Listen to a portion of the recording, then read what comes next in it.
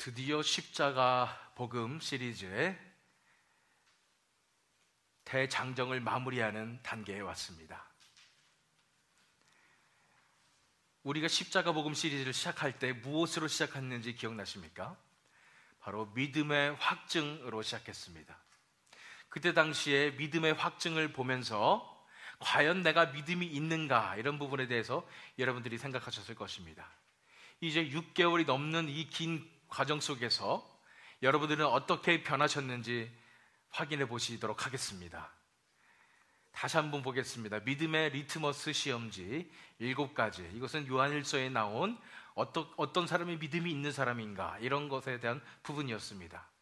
하나하나 보면서 과연 내가 얼마나 변했는가, 내가 믿음이 있는가 다시 한번 점검해 보시기 바랍니다. 첫 번째는 빛 가운데서 행하는지의 여부입니다. 내가 빛 가운데서, 어둠 가운데 생하지 않고 빛 가운데서 지금 행하고 있는가. 두 번째는 죄에 대한 자각의 여부입니다.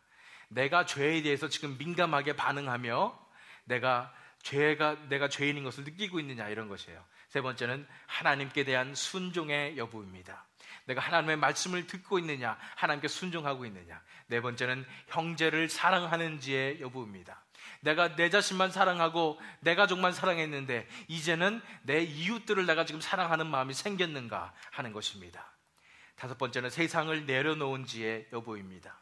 내가 세상을 내려놓았는가, 세상과 자아를 사랑했는데 이제 세상과 자아를 내가 내려놓을 수 있게 되었는가 하는 것입니다. 여섯 번째는 예수님이 그리스도이심을 믿는지의 여부입니다. 예수님께서 오로지 한 분 구원자이심을 내가 믿는가라는 부분이었고요. 마지막 7번째는 하나님의 의의가 내 삶 가운데 나타나는지의 여부입니다. 다시 말해서 하나님의 그 거룩함이 내 삶 속에도 거룩함이 나타나는가, 하나님의 그 의로운 그 의의가 내 삶 속에도 나타나는가 하는 여부입니다. 이것을 간추려서 한 문장으로 제가 표현했었는데 바로 이것입니다. 진정한 믿음의 확증은 이것이었습니다. 내 삶 속에서 죄와 세상을 미워하고 거룩함과 하나님을 사모하는 마음과 삶의 변화가 나타나고 있는가 하는 것입니다. 여러분 돌아보시기 바랍니다. 내가 전에는 세상과 죄를 은밀히 즐겼고 기뻐하였지만 이제는 그것이 아니라 하나님을 사모하고 하나님의 거룩함을 사모하고 내 삶 속에서 거룩함이 나타나기를 사모하는 그런 마음의 변화가 나타나고, 마음만 변화가 나타나는 것이 아니라 삶 속에서 실제로 그 마음의 변화의 열매가 맺혀져서 삶이 변화되는 그런 역사가 지금 일어나고 있는가를 살펴보는 것입니다. 이것이 바로 진정한 믿음의 확증이라는 것을 우리가 보았습니다. 이 6개월의 삶을 통해서 여러분의 삶이 이렇게 변하였습니까? 저는 믿습니다. 이런 변화가 나타나기 시작했다면 하나님께서 이미 여러분 안에 착한 일을 예수님께서 시작하셨다고 믿습니다. 그 착한 일을 시작하신 이가 그리스도 예수의 날까지, 예수님께서 다시 오실 때까지 이것을 완벽하게 이루어 주실 줄 믿습니다. 이것을 하나님께서 분명히 이 구원의 역사를 여러분 안에서 이루어 주실 것입니다. 그렇다면 이제 십자가 복음에 대해서 우리가 살펴볼 것은 무엇이냐면, 이 시간에는 우리가 십자가 복음을 총정리할 것입니다. 요약지를 보셨으면 말씀으로 가득 차 있는 것을 보면서 오늘 말씀은 최소한 1시간이구나, 이런 생각이 들으셨을지도 모르겠습니다. 어쨌든 간에 이 십자가 복음을 한꺼번에 25부 시리즈를 한꺼번에 총정리하는 말씀을 할 것입니다. 그러면서 우리가 마음 가운데 십자가 복음이 이것이구나 하는 것을 깨달을 수 있을 것입니다. 그러나 그것보다도 더 중요한 것이 있습니다. 그것은 뭐냐면은 이 십자가의 복음의 역사가 드디어 나에게도 임하는 그런 축복이 임하는 시간이 될 줄 믿습니다. 아직까지도 이 십자가의 복음의 역사가 나에게는 임하지 않았다고 생각하는 모든 분들에게 이 시간 챌린지 드리고 싶습니다. 도전 드리고 싶어요. 지금 이 1시간 동안 간절히 기도하는 마음으로 이 말씀을 들을 때, 이 십자가의 복음의 말씀을 들을 때에 이 말씀이 여러분들을 변화시켜 주실 것이고, 이 말씀을 통해서 여러분들이 십자가의 복음의 그 놀라운 능력을 경험하며 하나님을 만나며 예수님을 만나는, 하나님의 사랑을 경험하는 놀라운 역사가 일어날 줄 믿습니다. 그러므로 기대하는 마음으로 간절한 마음으로 이 한 시간의 말씀을 들으시면 되겠습니다. 계속해서 십자가 복음 25번째 시간입니다. 마지막 시간으로 오늘은 십자가 복음 그 자체에 대해서 본문 말씀인 요한복음 3장 16절을 통해서 하나님께서 저와 여러분에게 주시는 말씀을 함께 나누도록 하겠습니다. 여러분 잘 아시다시피 요한복음 3장 16절은 복음 중에 복음입니다. 만약에 성경 말씀 모든 구절들이 다 사라지고 한 구절만 남는다고 하면은 바로 이 말씀이 남아야 하는 것입니다. 다 같이 한번 읽어볼까요? 요한복음 3장 16절 시작. 하나님이 세상을 이처럼 사랑하사 독생자를 주셨으니 이는 그를 믿는 자마다 멸망하지 않고 영생을 얻게 하려 하심이라. 아멘. 이 말씀을 한 단어 한 단어, 한 구절 한 구절 이 시간 살펴보면서 이 말씀 속에서 십자가 복음이 어떻게 이루어지는지를 우리가 살펴보는 시간을 갖도록 하겠습니다. 가장 첫 번째 살펴볼 단어는 바로 하나님이라는 것입니다. 하나님이. 우리는 십자가 복음 시리즈를 통해서 하나님에 대해서 여러 가지 측면을 살펴보았습니다. 하나님이 어떤 분이신가에 대해서 살펴보았어요. 뭐뭐를 살펴보았죠? 첫 번째로 하나님의 영광에 대해서 살펴보았습니다. 하나님은 그냥 우리가 하나님 저 위에 계신 분 이 정도가 아니라 온 우주를 창조하신 하나님이라고 우리는 배웠습니다. 그 슬라이드 동영상 기억나십니까? 우주가 얼마나 큰지 기억나십니까? 엄청난 우주, 카운트할 수 없는 엄청나게 큰 우주를 창조하시고 그 우주를 운행하시는 분이 하나님이심을 우리는 알아야 된다고 했습니다. 엄청난 영광을 가지신 하나님이십니다. 그런데 그 하나님이 거룩하시다는 것입니다. 거룩하다는 것은 조금의 어두움도 없으시고 조금의 더러움도 없으시고 조금의 죄악도 없으신 그런 하나님이시라는 것입니다. 거룩함의 의미도 살펴보았죠. 거룩한 것은 성스러운 것이고 성결한 것이고 성별되는 것이라고 우리가 살펴보았습니다. 하나님은 너무나 깨끗하신 그런 하나님이시라는 것, 그런데 그 하나님이 공정한 재판관임을 우린 또한 배웠습니다. 하나님께서 온 우주를 다스리시는 공정한 재판관이시기 때문에 죄는 조금도 보아 넘길 수 없는 분이시라는 것을 우리가 배웠습니다. 그런데 그것과 반대되는 것 같은 하나님의 속성이 있으니 바로 하나님이 사랑이시라는 것입니다. 이 하나님의 공의와 사랑 때문에 인류 최대의 딜레마가 생기는 것입니다. 하나님 최대의 딜레마예요. 왜요? 하나님은 공의하는 하나님이시기 때문에 죄인은 당연히 벌하실 수밖에 없는데 우리 인간을 사랑하시는 하나님이 인간이 죄악을 저질렀기 때문에 인간을 지옥의 형벌로 몰아가실 수밖에 없기 때문에 하나님의 사랑 때문에 얼마나 하나님께서 가슴이 아프시겠냐는 것입니다. 그렇기 때문에 그 공의와 사랑 간의 딜레마를 해결하기 위해서 하나님께서 구원의 계획을 세우셨는데 그것이 바로 예수 그리스도를 이 땅에 보내신 것입니다. 그래서 하나님은 이런 분이시라는 것, 영광의 하나님이시라는 것을 우리가 살펴보았습니다. 하나님이 세상을 했을 때 하나님이는 그 영광의 하나님을 우리는 알아야 될 것입니다. 하나님에 대해서 가장 정확히 묘사한 구절이 있습니다. 사도행전 17장 24절에서 27절 말씀에서 사도 바울이 묘사한 것입니다.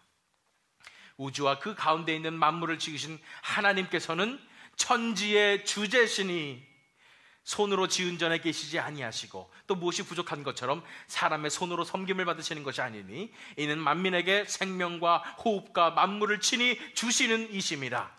인류의 모든 족속을 한 혈통으로 만들사 온 땅에 살게 하시고 그들의 연대를 정하시며 거주의 경계를 한정하셨으니 이는 사람으로 혹 하나님을 더듬어 찾아 발견하게 하려 하심이로되 그는 우리 각 사람에게서 멀리 계시지 아니하도다. 이렇게 사도 바울이 설명을 했습니다. 제일 중요한 것은 뭐냐면 하나님께서는 천지의 주제시라는 것입니다. 온 우주를 다스리시는 하나님이시라는 것입니다. 우리가 어떻게 신을 만들고 우리가 그냥 섬겨드리고 좀 도와드리고 이런 존재가 아니라 반대로 생명과 호흡과 만물을 친히 주시는 이시라는 것을, 영광의 하나님이심을 우리가 알아야 되고요. 그런데 그 하나님이 저기 멀리만 있는 것이 아니라 그 하나님이 우리 인간들과 우리 사람들과 우리 한 사람 한 사람과 개인적인 관계를 갖기 원하신다는 것을 우리는 알아야 되는 것입니다. 이것이 하나님입니다. 하나님이 그 다음 살펴볼 단어는, 두 번째 단어는 세상을 이릅니다. 세상을. 하나님이, 그 영광의 하나님이, 그 엄청난 하나님이 세상을 이처럼 사랑하셨다고 그랬는데, 이 세상을 원어 성경을 찾아보면 제가 전에도 말씀드렸지만은 코스모스입니다. 다시 말해서 우주라는 거예요. 세상이라는 거예요. 그러나 이것은 관용적인 표현이에요. 뭐냐면 그 세상에 사는 모든 사람들을 얘기하는 것입니다. 하나님께서 인간들을 사랑하셨다는 것입니다. 사람들을 사랑하셨다는 것입니다. 사람에 대해서 우리가 십자가 복음에서 공부했나요? 공부했습니다. 첫 번째는 인간은 어떤 존재였냐면은 하나님께서 아름답게 창조하신 존재라는 것을 우리가 살펴보았었죠. 하나님께서 인간들을 창조하신 목적이 무엇이냐면은 인간들을 통해서 이 땅에, 이 세상에 아름다운 하나님의 나라를 이루려고 인간들을 아름답게 창조하신 것입니다. 그것이 인간의 기원이었어요. 그렇게 아름답게 창조받은 인간이 타락했습니다. 왜 타락했어요? 사탄의 유혹에 넘어가서 이제는 하나님께 순종하면서 사는 것이 아니라, 하나님과 함께 사는 것이 아니라 이제는 내 나름대로의 인생을 살겠다 하고 내 주권을 찾겠다 하면서 하나님을 떠나왔기 때문에 인간이 타락하게 된 것입니다. 인간이 하나님을 떠나서 자기 뜻대로, 자기 힘대로 살려고 하다 보니까 많은 죄악을 저지르게 되었습니다. 타락했기 때문에, 전적으로 타락했기 때문에 인간의 본성이 너무도 악하기 때문에 나오는 열매는 죄악된 것입니다. 그렇기 때문에 그 죄 때문에 인간이 심판을 받아야 하는 것입니다. 그 심판이 어떤 심판입니까? 지옥의 형벌인 것입니다. 그 지옥 속에서 영원히 고통을 받는 것이 인간의 심판인 것입니다.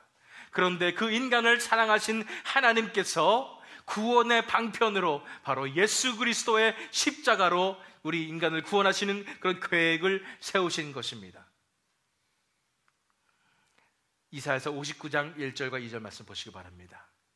여호와의 손이 짧아 구원하지 못하심도 아니요 귀가 둔하여 듣지 못하심도 아니라 오직 너희 죄악이 너희와 너희 하나님 사이를 갈라놓았고 너희 죄가 그의 얼굴을 가리어서 너희에게서 듣지 않으시게 함이니라 그랬습니다. 우리는 아름답게 창조받았었지만 우리가 죄악 때문에 온전히 타락해서 죄악이 우리와 하나님 사이를 갈라놓았기 때문에 우리는 영원한 심판을 받을 수밖에 없게 되는 그러한 타락한 존재가 되었다는 것입니다. 다시 보세요. 하나님이 세상을 이처럼 사랑하사 이렇게 말씀하셨는데, 하나님은 영광의 하나님이십니다. 엄청난 그런 하나님이신데 하나님이 세상을, 하나님이 인간을 이처럼 사랑하셨다고 그랬어요. 하나님이 인간을 사랑하셨는데 그 인간은 온전히 타락한 인간이었습니다. 심판을 받아야 마땅한 그런 인간이었던 것입니다. 그런데 하나님께서 이러한 인간을 사랑하셨는데, 세 번째 우리가 살펴볼 구절은 이것입니다. 이처럼 사랑하사 이렇게 말씀하세요. 하나님께서 그런 타락한 인간을 사랑하시는데 어떻게 사랑하신다고요? 이처럼 사랑하사 그랬습니다. 여기서 이처럼은 사실은 그 뒤에 있는 독생자를 주셨으니 이것을 수식하고 있습니다. 그렇지만은 이처럼 그 자체에도 뜻이 있어요. 원어 성경에 보면은 이처럼 굉장하게라는 뜻이에요. 이처럼 굉장하게 사랑하셨다는 것이에요. 엄청나게 사랑하셨다는 것이에요. 큰 사랑을 베푸셨다는 것입니다. 여기서 사랑은 여러분 잘 아시는 아가페라는 말입니다. 다시 말해서 하나님께서만 하실 수 있는 그런 용어입니다. 이처럼 사랑하셨다는 것입니다. 하나님께서 이 타락한 인간들인데 우리 인간들을 이처럼 엄청나게 사랑하셨다는 것입니다. 여러분 그거 아세요? 하나님께서 여러분들 한 사람 한 사람의 이름을 아실 것 같으십니까? 하나님은 여러분 한 사람 한 사람의 이름을 아십니다. 왜냐하면 여러분 한 사람 한 사람을 창조하셨기 때문입니다. 여러분 태어나기 이전부터 하나님께서는 여러분들을 사랑하시고 여러분들을 아십니다. 만약에 지금 현재 세계에서 세계적으로 유명한 싸이를 여러분이 개인적으로 안다고 생각해 보십시오. 굉장히 여러분들은 영광스러울 것입니다. 그런데 우주를 주관하시는 우주의 최고이신 하나님께서 여러분들을 개인적으로 아신다고 생각해 보십시오. 얼마나 큰 것입니까? 믿으시기 바랍니다. 하나님은 여러분 한 분 한 분을 알고 계십니다. 하나님은 여러분 한 분 한 분을 사랑하십니다. 알고 있는 것만 해도 대단한데 하나님께서 여러분 한 사람 한 사람을 사랑하는 것을 믿으시기 바랍니다. 여러분들을 사랑하시기 때문에 자기 아들을 주시기까지 하나님께서 여러분들을 사랑하신 것입니다. 좀 이해가 안 간다고요. 사람들이 이렇게 많은데, 여기 모인 사람만도 이 정도 되는데 온 인류를 다 사랑하시는 그게 말이 되나? 한 사람 한 사람을 그렇게 깊게 사랑하시는 게 말이 되느냐? 하나님은 우주를 창조하신 분이십니다. 별이 몇 개가 되는지 모르겠는데 그 수많은 별들을 다 운행하시는 분이 하나님이십니다. 그것이 하나님의 인텔리전스예요. 그렇기 때문에 여러분 한 사람 한 사람 한 사람을 다 따로 창조하시고 하나님께서 기억하시고 하나님께서 케어하시고 하나님께서 사랑하실 수 있는 그런 능력이 있는 분이심을 믿으시기 바랍니다. 성경에 보면 사실 이렇게 나와 있어요. 너희 머리털까지 세신 바라, 이렇게 나와 있습니다. 여러분 스스로 머리털이 몇 개인지는 알지 못합니다. 그러나 하나님께서는 여러분들의 머리털이 몇 개인지를 알고 있습니다. 왜요? 여러분들을 사랑하시고 여러분들에게 관심이 많으시기 때문입니다. 이것이 하나님의 사랑임을 믿으시기 바랍니다. 예레미야서 1장 5절 말씀을 읽겠습니다. 내가 너를 모태에 짓기 전에 너를 알았고 내가 배에서 나오기 전에 너를 성별하였고 너를 여러 나라의 선지자로 세웠노라 하시기로. 예레미야에게 하신 말씀이지만 우리에게도 적용될 줄 믿습니다. 하나님께서 우리를 모태에 짓기 전에 알았다는 것입니다. 우리가 태어나기 전부터 하나님께서 우리를 아셨다는 것입니다. 우리가 배에서 나오기 전에 우리를 구별하셨다는 것입니다. 이 자리에 여러분들이 와 계시다는 것은 하나님께서 여러분들을 택하셨다는 것입니다. 여러분을 택하셨을 때 언제 택하셨어요? 배에서 나오기 전부터 여러분들을 택하셨다는 것을 믿으시기 바랍니다. 그것이 하나님의 사랑입니다. 하나님께서 이처럼 우리를 사랑하셨습니다. 하나님이, 그 영광의 하나님이 우리 타락한 죄악된 초라한 미약한 인간들을 사랑하셨는데 이처럼 사랑하셨습니다. 우리가 무엇이 가운데 우리를 사랑하시나요? 우리는 도저히 자격이 없는데 하나님께서는 이처럼 우리를 사랑하신 것입니다. 이제 네 번째로 우리가 살펴볼 단어는 독생자를입니다. 독생자를. 독생자는 말 그대로 외아들을 얘기합니다.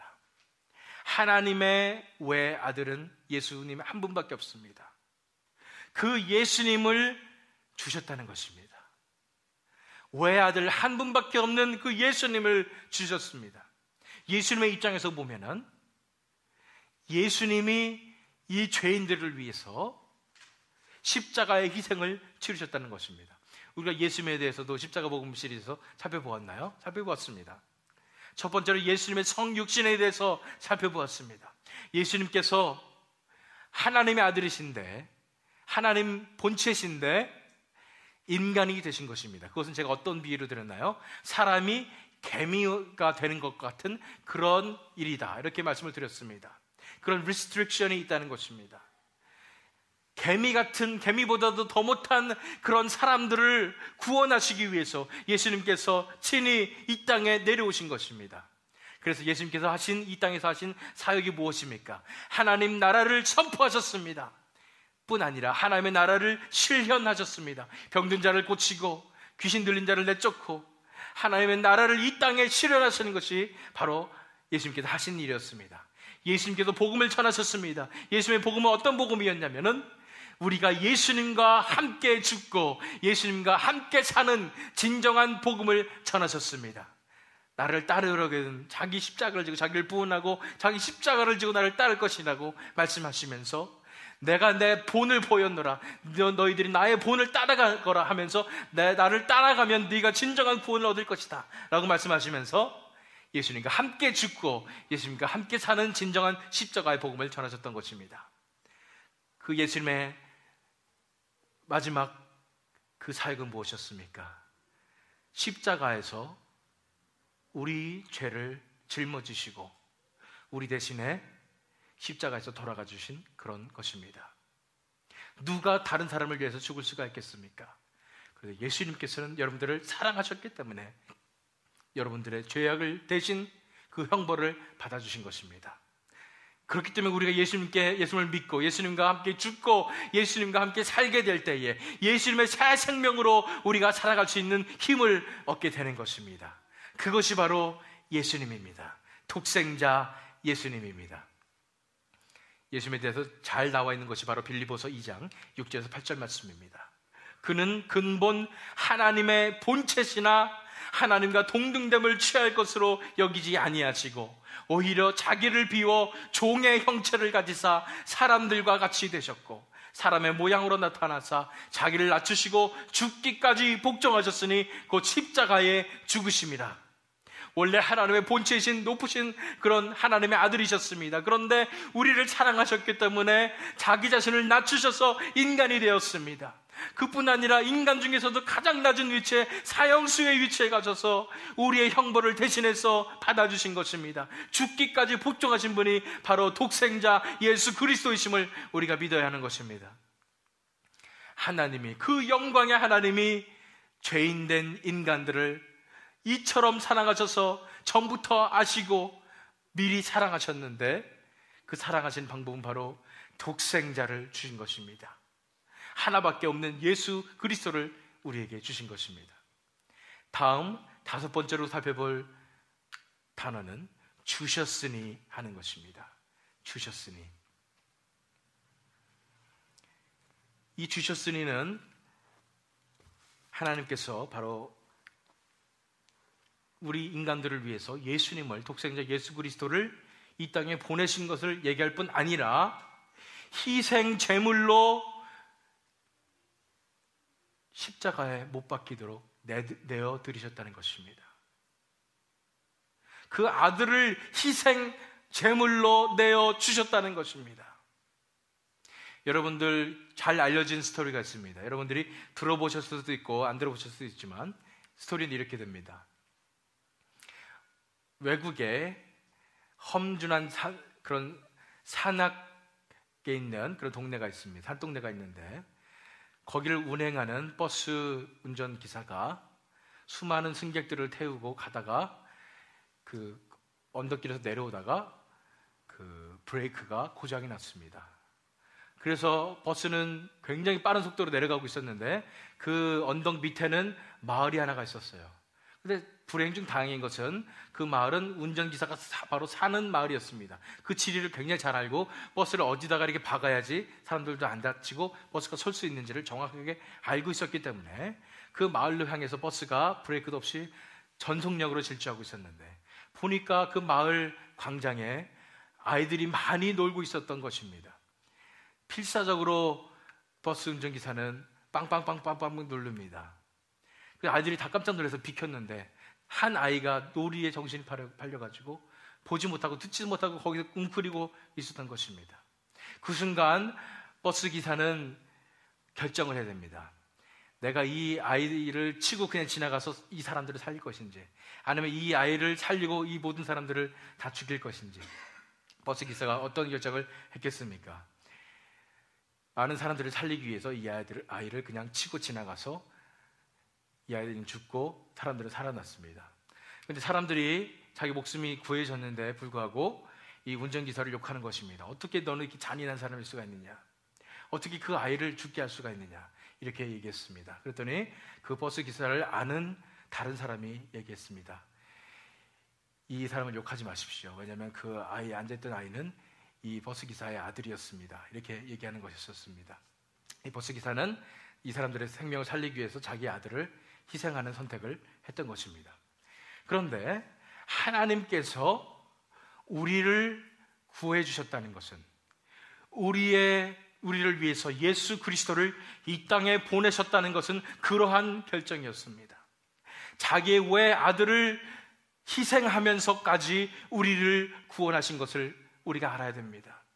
우리 한 사람 한 사람을 하나님께서 사랑하시기 때문에 우리 한 사람 한 사람을 위해서 그 외아들을 독생자 예수 그리스도를 희생 제물로 내어 주신 것입니다. 우리의 형벌을 대신 받을 수 있도록 하나님께서 가장 귀중한 그 아들을 내어주신 것임을 우리가 알아야 하는 것입니다. 요한일서 4장 9절에서 10절 말씀입니다.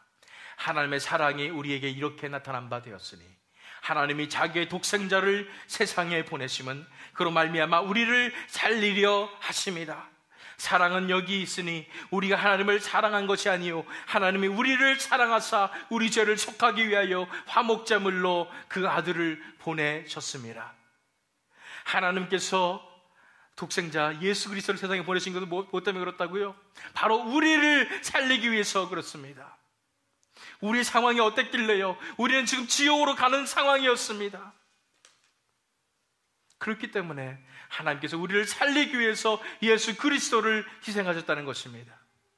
우리가 하나님을 사랑하는 게 중요한 게 아니에요. 하나님 먼저 우리를 사랑하셔서 우리 죄를 속하기 위해서 화목제물로 그 아들 예수 그리스도를 우리에게 보내신 것입니다. 이것이 하나님의 사랑입니다.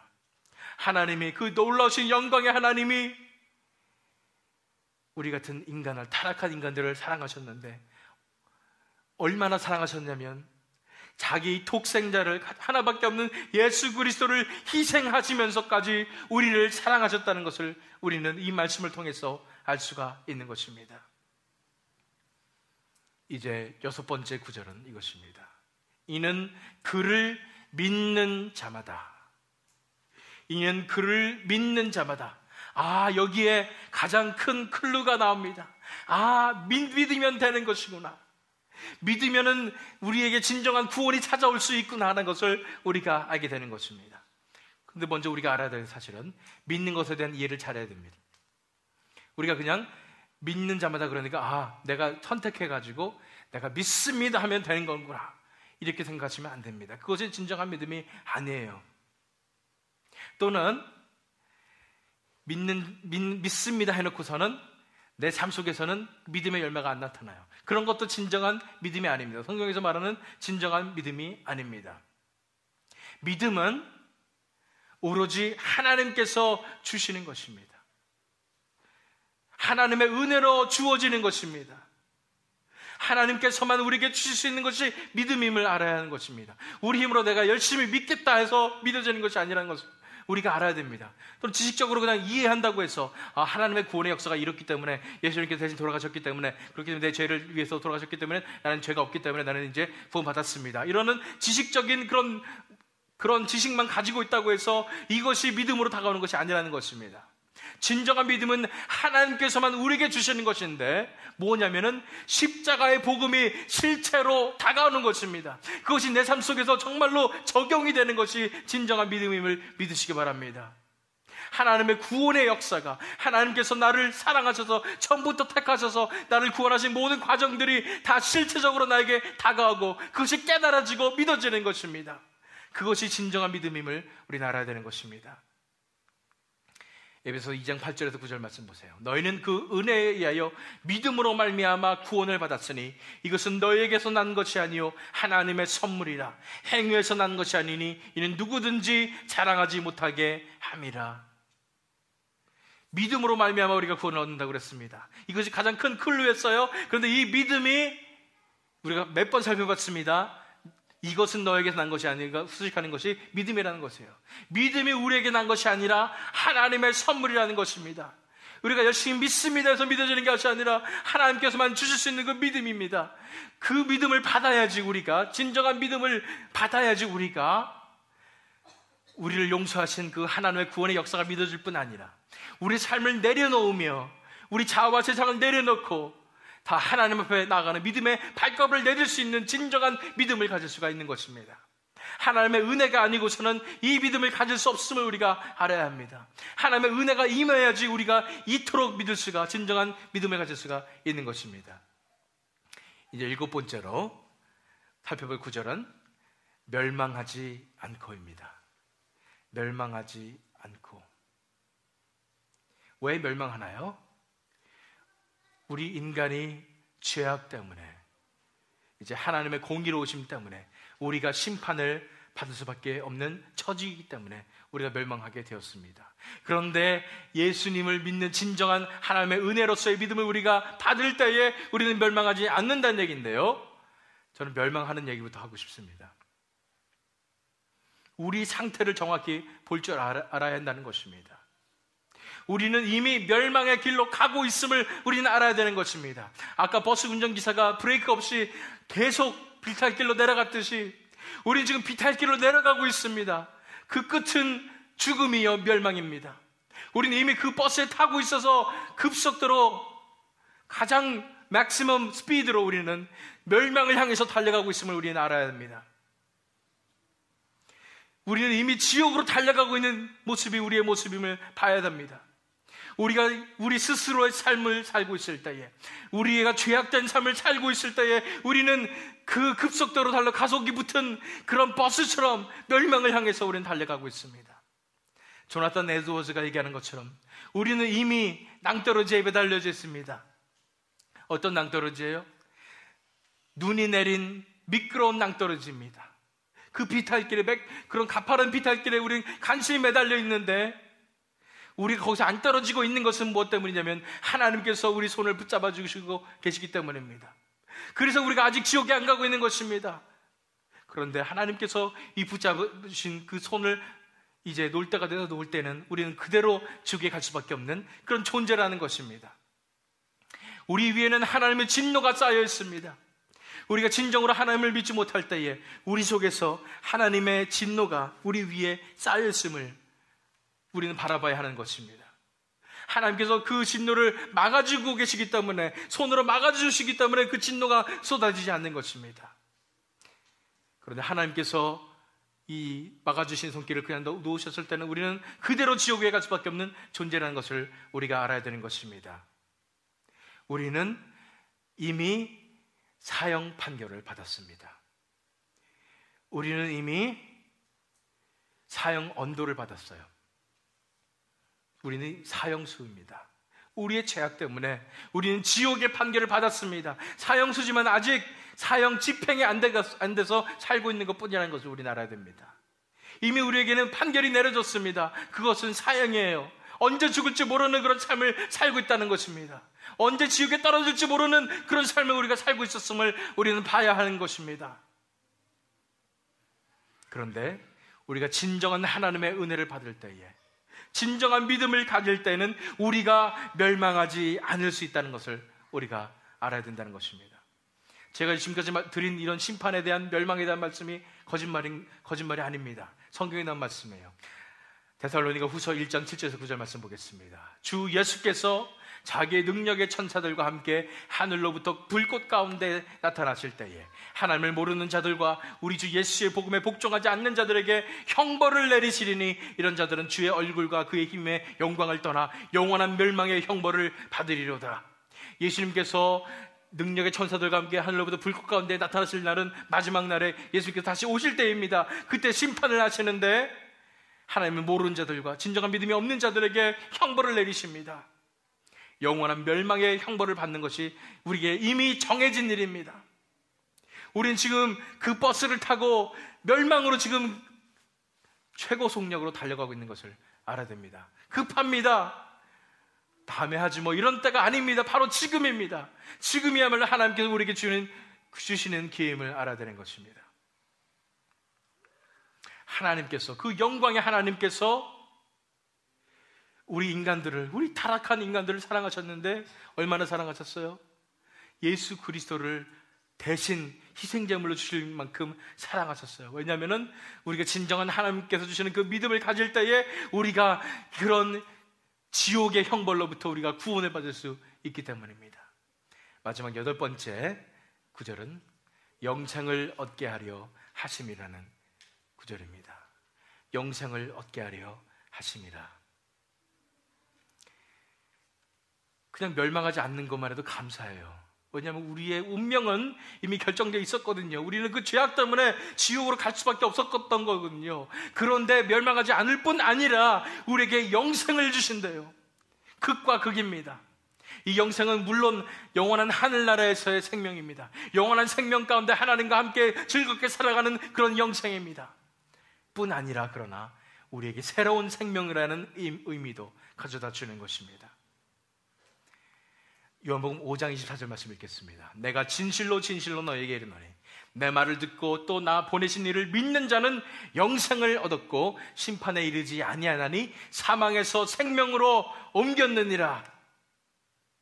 놀라운 말씀은 믿는 자, 아까 믿는 것이 바로 클루라고 그랬죠. 진정으로 하나님의 은혜를 받아서 우리가 믿게 되는 것인데 그 믿는 자는 영생을 얻었다고 그랬습니다. 영생을 얻는 것이고 이렇게 말씀하셨나요? 아니면 얻을 것이고 말씀하셨나요? 어떻게 됐습니까? 영생을 얻었고라고 말씀하셨습니다.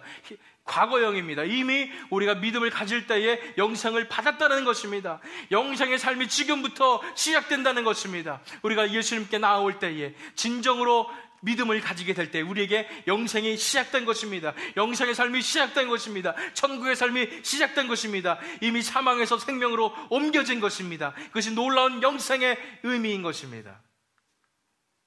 하나님이, 그 놀라우신 영광의 하나님이 우리 같은 인간들, 보잘것없는 인간들을 사랑하셨는데 하나밖에 없은 예수 그리스도를 내어주시면서까지 희생제물로 십자가에서 돌아가시게 하면서까지 우리를 사랑하셨는데 그 이유는 뭐냐면 그 믿음을 가진, 진정한 믿음을 가진 자마다 이제는 멸망의 구렁텅으로 들어가는 것이 아니라 반대로 영생을 얻게 하고 하나님께서 다스리시는 놀라운 천국의 삶을 살아가며 이제 영원한 천국에서 하나님과 즐겁게 사는 그런 일을 위해서 하나님께서 역사하신 것이라는 것이 바로 요한복음 3장 16절의 말씀입니다. 그리고 이것이 바로 십자가의 복음입니다. 십자가를 통하여 우리가 구원을 얻는 것입니다. 다른 길은 없습니다. 우리가 착하게 잘 자라서 구원 얻는 것이 아닙니다. 우리가 이뻐서 그런 것이 아닙니다. 이뻐서 하나님께서 사랑하시고 그런 거 아닙니다. 뭐예요? 우리는 아무런 공로가 없고 우리는 단지 가장 더러운 미천한 죄인이지만 하나님께서 우리를 먼저 사랑하셔서 자기 아들 예수 그리스도를 우리를 위하여 십자가에 돌아가게 하신 것입니다. 그것이 하나님의 사랑입니다. 그 십자가를 바라보는 자마다, 그 십자가를 진정으로 실제로 믿는 자마다 멸망치 않고 영생을 얻게 하시는 것이 바로 십자가의 복음임을 믿으시기 바랍니다. 그렇다면 우리가 어떻게 구체적으로 이러한 십자가 복음으로 나아갈 수 있을까요? 구체적으로 이제 우리가 어떻게 이러한 십자가의 복음으로 나아갈 수 있는지에 대해서 살펴보겠습니다.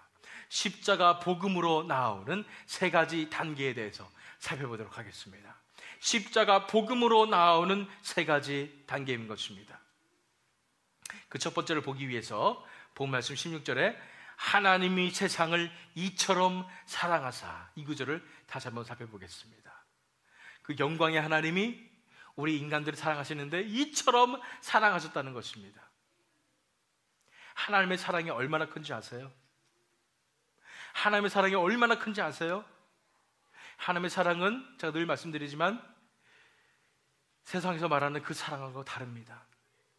세상의 영화에서, 로맨틱 코미디에서 그렇게 얘기하는 사랑하고 전혀 다릅니다. 하나님의 사랑은 그거가 비교될 수 없는 엄청난 사랑임을 우리가 알아야 됩니다. 우리가 첫 번째 들어가는 단계는 이것입니다. 하나님의 사랑 앞에 엎드려 주십시오. 하나님의 사랑 앞에 엎드려 주십시오. 하나님의 사랑을 여러분이 깨달으면은 그 사랑 앞에 엎드려질 수밖에 없어요. 그런데 만약에 여러분들이 하나님의 사랑을 내 마음 가운데 진정으로 깨닫지 못했다면은 부르짖으셔야 돼요. 하나님의 사랑이 내 속에 임해야 되는 것입니다. 제가 늘 간증드리지만 또 한 번 간증드립니다.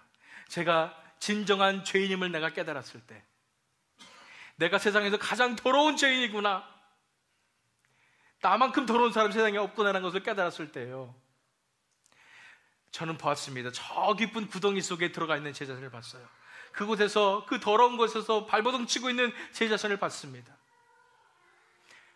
제 자신은 너무나 더러운 죄인이었어요. 아무도 나를 어떻게 할 수가 없는 그런 죄인이었어요.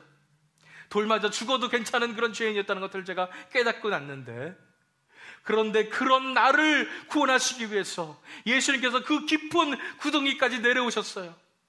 그래서 저에게 손을 내밀어 주시고 저를 잡아주셨어요.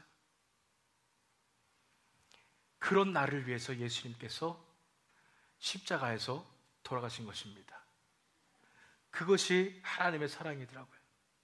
나는 도저히 자격이 없는데, 내가 제일 제일 죄인인데 나 같은 자도 사랑하셔서 저 깊은 더러운 곳까지 내려오셔서 날 붙잡아 주시고 이제 내 손을 붙잡으시고 하늘로 올려주시는 그런 예수님의 사랑을 제가 깨닫게 되었어요. 그 십자가의 사랑이 얼마나 큰지를 제가 깨닫게 되니까 제 가슴이 터질 것 같아요. 견딜 수가 없어요. 너무나 큰 사랑입니다. 제가 한 번도 경험해보지 못했던 그런 사랑이었습니다. 그것이 바로 하나님의 사랑입니다. 그 하나님의 사랑을 받은 사람은 그 사랑 앞에 무너질 수밖에 없어요. 그 사랑 앞에 다른 거 필요 없습니다. 그 사랑에 온전히 무너지게 되는 것입니다. 로마서 5장 6절에서 8절 말씀 보세요. 우리가 아직 연약할 때에 기약대로 그리스도께서 경건하지 않은 자를 위하여 죽으셨도다. 의인을 위하여 죽는 자가 쉽지 않고 선인을 위하여 용감히 죽는 자가 혹 있거니와 우리가 아직 죄인 되었을 때에 그리스도께서 우리를 위하여 죽으심으로 하나님께서 우리에 대한 자기의 사랑을 확증하셨느니라. 우리가 이쁠 때에 하나님께서 죽으셨어요? 예수님께서 돌아가셨어요? 아닙니다. 우리가 말 잘 들을 때에 돌아가셨어요? 아닙니다. 우리가 착하게 잘 살 때에 돌아가셨어요? 아닙니다. 우리가 아직 연약할 때에, 우리는 전적으로 타락해서 선한 것이 조금도 없을 때에 예수님께서 우리를 사랑하셨습니다. 우리가 경건하지 못할 때에 우리를 사랑하셨고, 우리가 아직 죄인 되었을 때에 예수님께서 우리를 사랑하신 것입니다. 진정으로 우리가 죄인임을 깨달아 하는 이유가 여기에 있습니다. 진정으로 우리가 죄인임을 깨달아야지, 우리가 얼마나 낮은 존재임을 깨달아야지 하나님께서 나를 사랑하신 그 사랑이 얼마나 큰지를 알 수가 있는 것입니다. 나 같은 죄인을 사랑하시는 것은 말이 안 돼요. 말이 안 돼요. 어떻게 나 같은 사람을 사랑하시나요? 그런데 예수님께서는 나 같은 자를 사랑하셔서 자기의 목숨을 버리셔서 십자가에 돌아가신 것입니다. 그것이 하나님의 사랑입니다. 이 하나님의 사랑을 깨달은 자들은 하나님의 사랑 앞에 엎드러지게 되어 있습니다. 다른 것 아무것도 필요 없습니다. 지금까지 추구했었던 모든 세상 쾌락들 다 필요 없습니다. 지금까지 내가 추구했던 로맨틱한 사랑들 다 필요 없습니다. 심지어는 자식을 사랑하고 부모를 사랑하는 그런 사랑도 이 하나님의 사랑과는 비교할 수가 없습니다. 그 하나님의 사랑을 깨달을 때에 우리 삶이 하나님께 나아갈 수 있게 되는 것입니다. 십자가 복음으로 나오는 세 가지 단계 중에 첫 번째 단계가 바로 그래서 이것입니다. 하나님의 그 사랑 앞에, 그 엄청난 사랑 앞에 엎드러지십시오. 두 번째 단계를 보기 위해서 복음 말씀 16절 다시 보면은 하나님이 세상을 이처럼 사랑하사 독생자를 주셨으니 그랬습니다. 독생자를 주셨으니 아까 이 부분에 대해서 살펴보았죠. 하나님께 있어서 독생자 예수 그리스도는 가장 귀중한 존재였습니다. 하나님의 전부라고 할 수 있는 그런 사랑하는 아들이었습니다. 예수님의 입장에서 보세요. 자기 자신의 몸을 주신 것입니다. 우리를 사랑하기 때문에 자기 자신의 몸을 주신 것입니다. 진정으로 이런 하나님의 사랑을 깨달은 사람들은 하나님 앞에 우리 자신을 드릴 것입니다. 두 번째 단계는 뭐냐면 하나님께 자신을 내어 드리십시오라는 것입니다.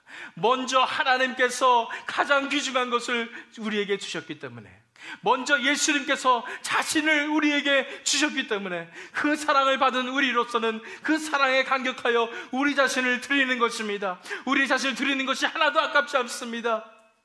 이러한 죄인을 위하여 그 지옥의 형벌로 맥시멈 스피드로 달려가고 있었던 우리를 위하여 예수님께서 자신의 모든 것을 드리셨기 때문에 나도 이제 예수님을 위해서 드릴 수 있는 것이 내 몸입니다. 이렇게 드리는 것입니다. 이따가 우리가 헌신 찬양하게 될 겁니다. 거기 나오는 가사처럼 몸밖에 드릴 것 없어 이 몸 바칩니다 라는 고백을 하게 될 것입니다. 너무나 하나님의 사랑이 감사한데 우리 드릴 게 없어요. 우리가 어떻게 하나님께 뭘 드리겠어요? 드릴 거 하나밖에 없습니다. 우리 몸입니다. 우리 자신입니다. 하나님께 그래서 우리 자신을 내어놓는 것입니다. 내어드리는 것입니다. 많은 분들이 내려놓는 게 너무 힘들다고 얘기합니다. 죽어도 못 내려놓겠다고 얘기합니다. 못 내려놓는 이유는 뭐냐면 진정으로 하나님의 사랑을 깨닫지 못했기 때문입니다. 진정으로 하나님의 사랑이 나에게 임하지 않았기 때문에 자꾸만 그거보다 다른 게 더 중요하게 느껴지는 것입니다. 진정한 하나님의 사랑을 깨달은 사람들은 당연히 내려놓는 것입니다. 내 자신도 드리는 것입니다. 더 드릴 거 없나요? 몸밖에 드릴 것이 없어서 이 몸을 주님께 바칩니다. 내 자신을 주님께 바칩니다 라고 하나님께 나오게 되는 것입니다. 이것이 진정으로 십자가의 복음으로 나오는 그런 모습입니다. 로마서 12장 1절 말씀에 그래서 사도 바울이 이렇게 얘기했습니다. 그러므로 형제들아, 내가 하나님의 모든 자비하심으로 너희를 권하노니 너희 몸을 하나님이 기뻐하시는 거룩한 산 제물로 드리라. 이는 너희가 드릴 영적 예배니라.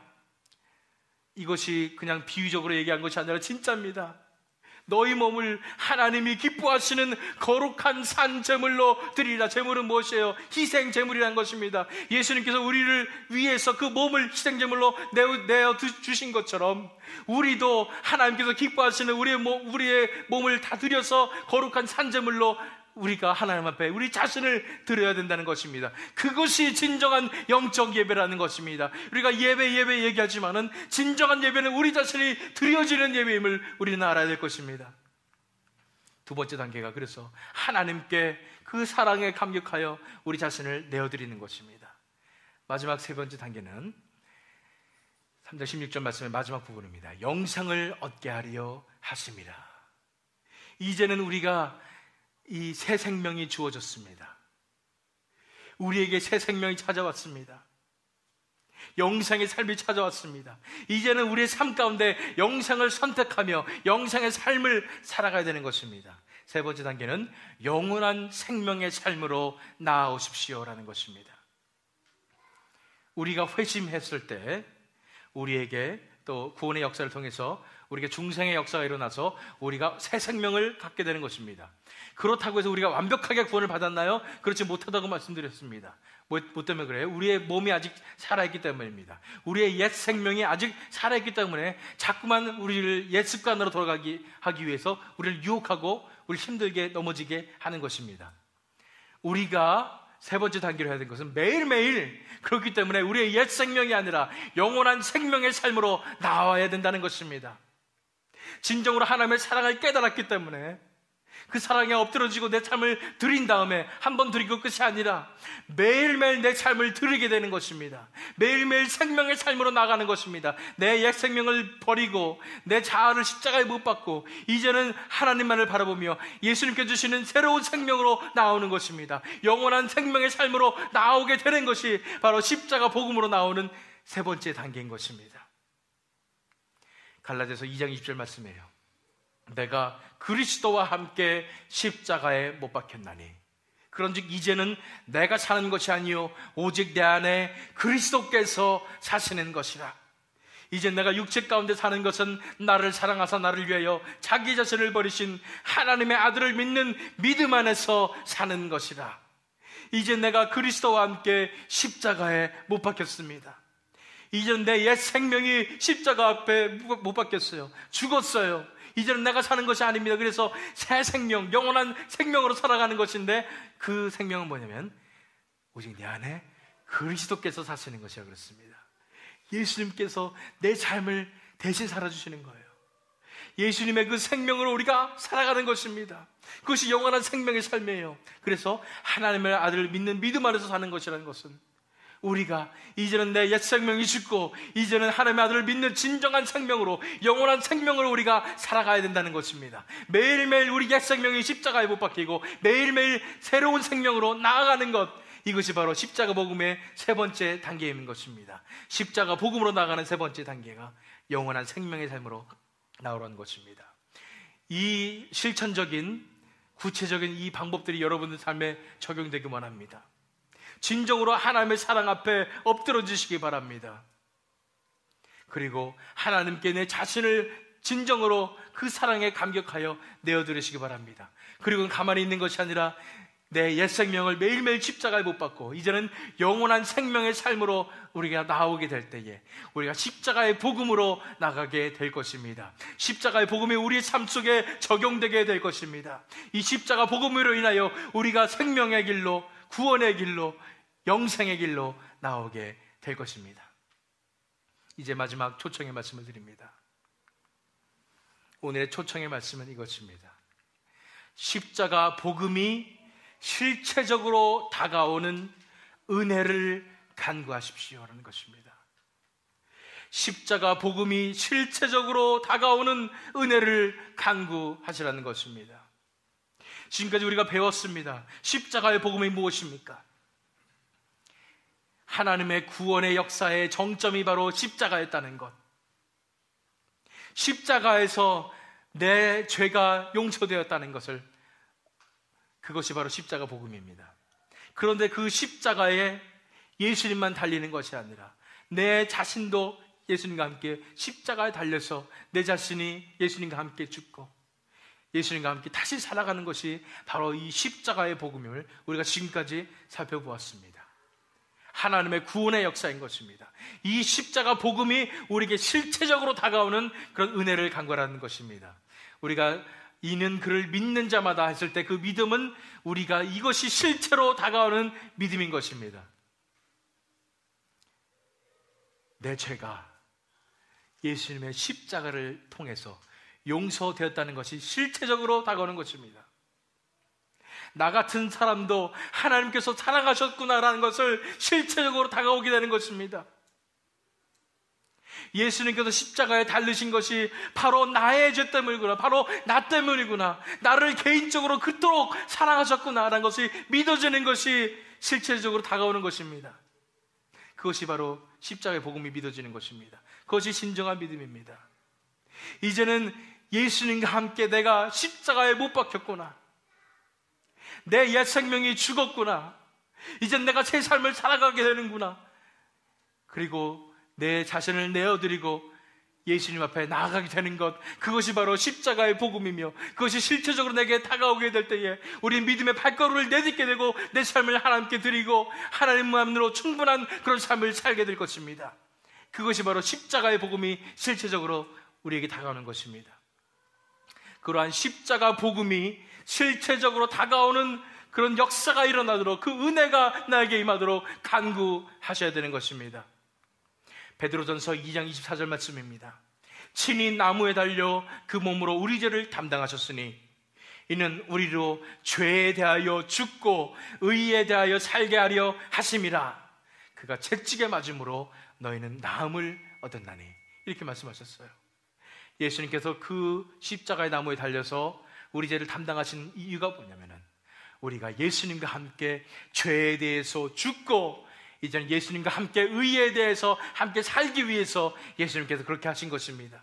예수님께서 대신 형벌을 받으심으로 우리가 나음을 얻는 것, 그것이 바로 십자가의 복음인 것입니다. 우리의 힘으로 열심히 살아가서 내가 열심히 종교 생활하고 열심히 선행하고 그렇게 되는 것이 아니라 우리의 자신을 다 내려놓고 이제는 하나님께서 해주시는 것입니다. 하나님께서, 예수님께서 대신 채찍에 맞아주심으로 우리가 나음을 얻는 것이 진정한 십자가 복음이다라고 우리가 고백하게 되는 것입니다.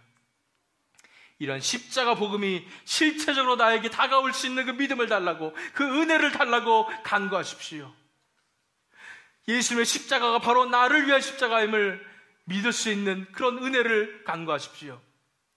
만약 여러분들이 아직 이 은혜를 받지 못했다면, 아직 이 십자가의 복음이 실체적으로 다가오는 역사가 여러분 삶 가운데 일어나지 않았다면 지금이 기회입니다. 십자가 복음 마지막 시간입니다. 이제는 이런 십자가 복음에 대해서 당분간 주일 말씀에 전하지 못합니다. 25번 동안에 우리가 기도를 했습니다. 이제 마지막 한 번 기도 시간 남았습니다. 다음 주부터는 주보에 나와 있는 것 같이 부흥이라는 제목으로 우리가 설교 시리즈가 이어집니다. 이제 마지막 기도 기회라고 생각하시고 여러분들이 정말로 비탈길을 정성력으로 내려가는 브레이크 고장난 버스에 타고 있다고 생각하고요, 미루지 마시고 지금 이 순간에 하나님 앞에 간구하시기 원합니다. 지금 이 순간에 십자가 복음이 나에게 실제로 다가오게 해 주시옵소서. 예수님의 사랑이 믿어지게 하여 주시옵소서. 하나님의 사랑이 내게 다가오게 해 주시옵소서. 내가 얼마나 낮은 존재인지 그런 낮은 존재를 사랑하신 그 하나님의 사랑이 내게 다가오게 해 주시옵소서. 간절하게 부르짖을 수 있는 마지막 기도인지도 모르겠습니다. 이 시간에 저와 여러분이 함께 이제 모든 걸 다 내려놓고 이제 더 이상 기회가 없다고 생각하고 이제 마지막 기회라고 생각하고 하나님 앞에 부르짖는 시간을 갖도록 하겠습니다. 하나님 앞에 부르짖으시고 주십시오. 십자가를 바라보십시오. 그 십자가에 달려있신 예수 그리스도를 바라보십시오. 예수님만이 살 길입니다. 그 예수님과 함께 달려있는 내 자신을 바라보십시오. 내가 죽어야 사는 것입니다. 예수님과 함께 죽어야 예수님과 함께 다시 부활해서 새 생명으로 살아갈 수 있는 것입니다. 그 십자가에 달리신 예수님을 바라보며 이 시간 우리가 하나님 앞에 간절히 살려주십시오. 구원하여 주십시오. 하나님 앞에 간절한 마음으로 기도하는 시간 갖도록 하겠습니다. 다 같이 기도하시겠습니다.